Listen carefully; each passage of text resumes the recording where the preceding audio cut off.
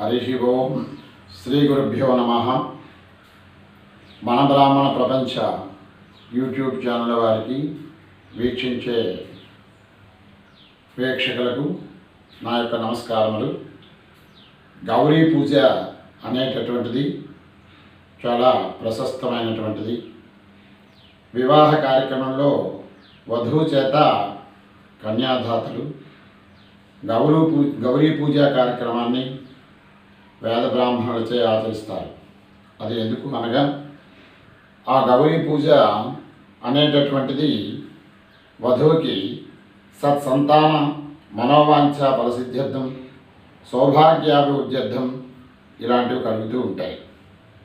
మరియు వధువు చేత గణపతి పూజ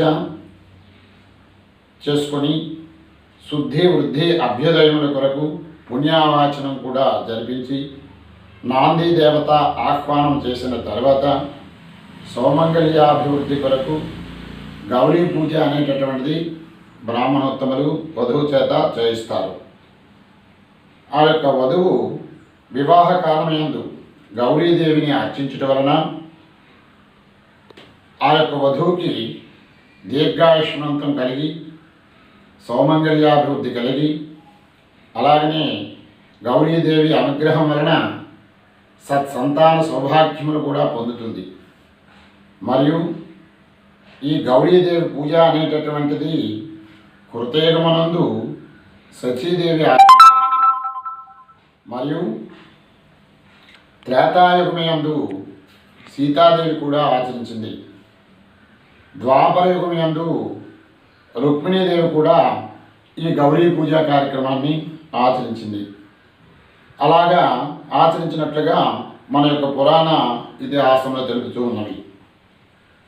ఈ గౌరీదేవిని నాటి నుండి నేటి వరకు కూడా వివాహ శుభకార్యాల్లో ఈ యొక్క గౌరీదేవిని అర్చిస్తూ ఆ గౌరీదేవి తాలూకా ప్రసాదాన్ని, అనుగ్రహాన్ని వధువు పొందుతూ ఉన్నది.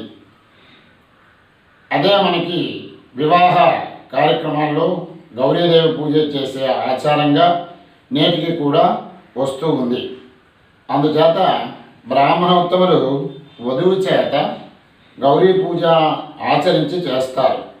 ఆ గౌరీదేవి అనుగ్రహాన్ని ఆ యొక్క వధువుకి సిద్ధింపజేస్తారు.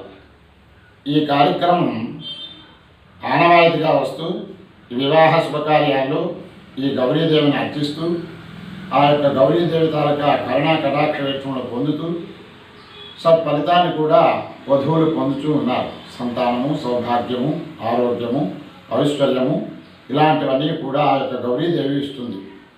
మరి నాటి నుంచి నేటి వరకు కూడా ఈ యొక్క గౌరీ పూజా కార్యక్రమాన్ని ఆచరిస్తూ తరిస్తూ ఉన్నారు. ఇది గౌరీదేవి తాలూకా ప్రాశస్త్యం. మరి మన బ్రాహ్మణ యూట్యూబ్ ఛానల్ వారి వీక్షకులకు అందరికీ కూడా ఈ విషయాన్ని వివరించడం జరిగినది. సర్వే జన సుఖినో భవంతు. ఓం శాంతి శాంతి శాంతి. ఓం తత్సత్.